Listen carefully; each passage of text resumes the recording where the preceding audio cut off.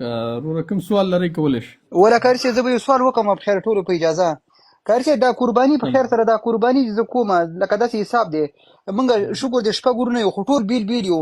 اوس مانه دوه مشران دي او زه کشر یم لکه هغو بیل دي. اوس ما قرباني کیږي او کنه اوس هغو ته وسه نه کیږي او ما ورته وسه کیږي لکه خپلې قربانۍ ته دا دې په دې ما پوه که چې ما قرباني کیږي او کنه.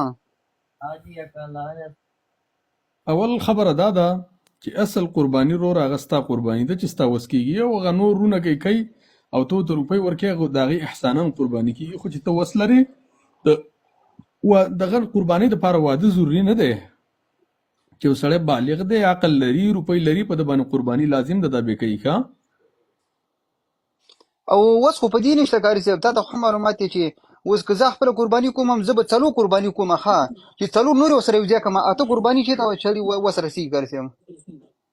چې وس رسېږي ولې نشي کولی ټوله شي کولی خو چې وس نه وي ته وکړه ستا دپاره کافي کېږي. او نبي صلی الله علیه وسلم فرمایي بخاري کې یو حدیث دی وایي که یو سړي چېرته د خپل ټول کورنۍ نه د خپل ټولې کورنۍ نه یو ګډ حلال کوم دا کافي کېږي ښه یو ګډ د ټولې کورنۍ نه بیا کافي کېږي. او همدې پوښتنه مې کاري صاحب خالي وکړه لکه هغو خو مانه مشران دي ما یې خامخا دې پوښتنه زه وکړم کیدای شي زه کشر یم ما ونه شي او لکه حق یې هغوی همدې پوښتنه مې خالي کاري صاحب وکړه مننه.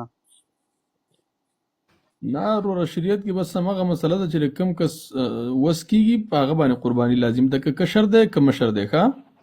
خیر اوسي کاري صاحب خوشحاله اوسي. جزاک الله خیر. السلام علیکم شیخ محترم.